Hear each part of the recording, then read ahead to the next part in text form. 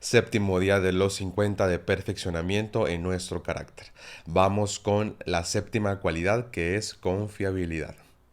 Esto es cumplir con lo que acordé a hacer, aun y cuando exija sacrificios inesperados. Lo contrario a esto es ser volubles. Esta es una cualidad que denota masivamente nuestra madurez, porque se exhibe tremendamente frente a otras personas, tanto si la tenemos como si no la tenemos desarrollada. No depende para nada del entorno, ni tampoco de nuestros sentimientos o ganas. Trata más bien de nuestro compromiso y acuerdos celebrados, del valor que le damos a nuestras palabras, a nuestros sís y a lo que prometimos que haríamos.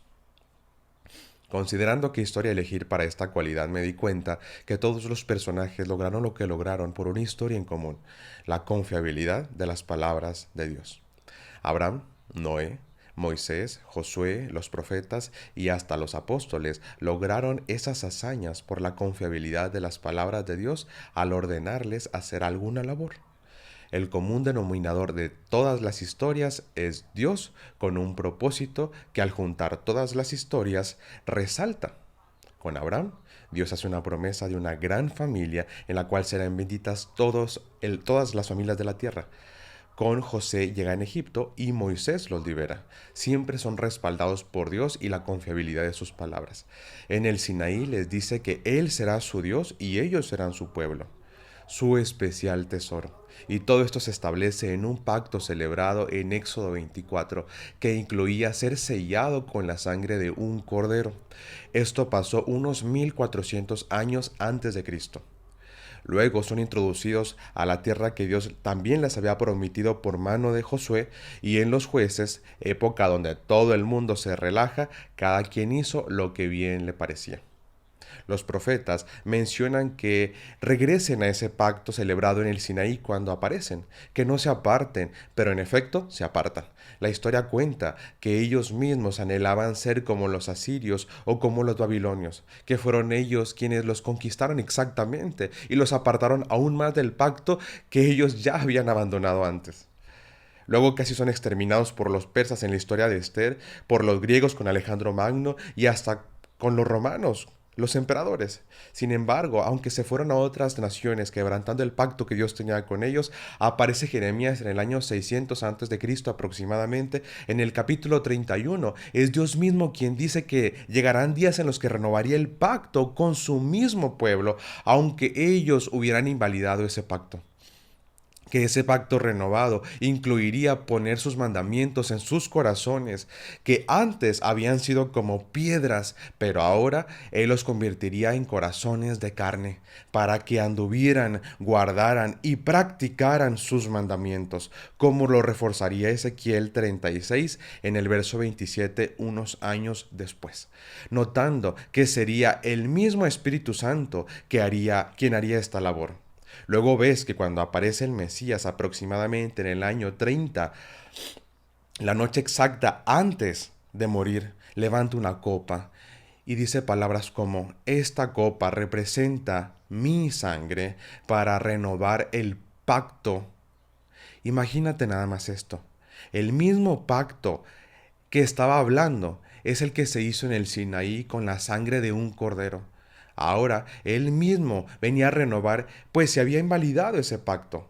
Esos eran los días de los que hablaba Jeremías, que estaban por venir, y que después de esos días vendría el Espíritu, el que también habla Ezequiel, que los investiría a todos ellos. 600 años antes ya se estaban anunciando exactamente esto, y confiablemente Dios cumplió con esto, enviando a Yeshua para cumplir con todo lo que había dicho. A pesar de lo voluble que era el pueblo de Israel, inconstante incluso y lo infiel también, demuestra que Él sí es confiable. Él nos enseña esta cualidad de carácter y nos hace notar que no dependía de la nación, sino de Él, ese gran propósito eterno. Ese hilo que une a todas las historias es la confiabilidad de las palabras de Dios. Las palabras fueron tan confiables que en este mismo hilo, y anunciado por el profeta Ezequiel en el capítulo 36, Yeshua les dice que se esperen en la ciudad de Jerusalén hasta que aparezca ese poder que hablaba es Jeremías, que derramaría sobre todas las personas. Y claro que fue así. Sus palabras estaban llenas de confiabilidad. Y la historia en Hechos 2 nos cuenta que en efecto llegó la presencia del Señor y llenó el lugar. Y como un viento recio empezaron a hablar las maravillas de Dios en muchos idiomas conocidos por los que estaban allí. Las maravillas, según David, son sus mandamientos. Su pacto de escribir los mandamientos en nuestra mente y corazón, anunciado por Jeremías, ha empezado desde aquel entonces y seguimos viendo cómo sus palabras confiables se siguen cumpliendo en nuestras vidas. Todos los personajes tuvieron tareas importantísimas por cumplir o para cumplir un propósito y que sumaban un propósito eterno y superior. Ellos respondían a la confiabilidad con confiabilidad. Necesitaban mantener su respuesta y obediencia, por eso que habían aprendido directo de Dios. Ahora tú y yo somos parte de ese propósito eterno. Tú y yo fuimos creados con un propósito y razón. Y entonces necesitamos conocer cuál es, para que como esos personajes que hicieron su labor y propósito, tú y yo cumplamos confiablemente con el nuestro. Una persona voluble cambia conforme su estado de ánimo. Puede que en su emoción se comprometió a algo que después, cuando ya no está emocionado, difícilmente lo hará. Es inconstante y no se puede confiar ni contar con esa persona. Muchos personajes de la Biblia demuestran que en un principio eran volubles como Sansón. Sin embargo, sus consecuencias le enseñaron este principio. Una persona confiable sabe que no es por emociones.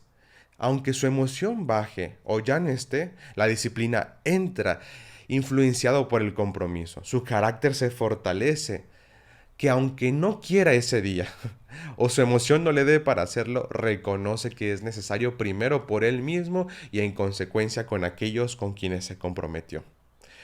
¿Cómo ayudar a alguien que es inconstante? Primero desarróllate tú en la constancia o en aquello que es bueno y alimenta a otros a crecer. Eso es el amar a alguien de verdad, por cierto.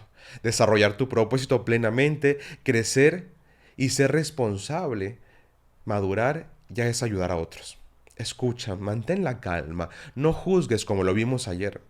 Sé respetuoso, busca el motivo oculto de su comportamiento y procura no recriminarle, puesto que realmente esto es la evidencia de alguna necesidad sin cubrir o un conflicto sin resolver.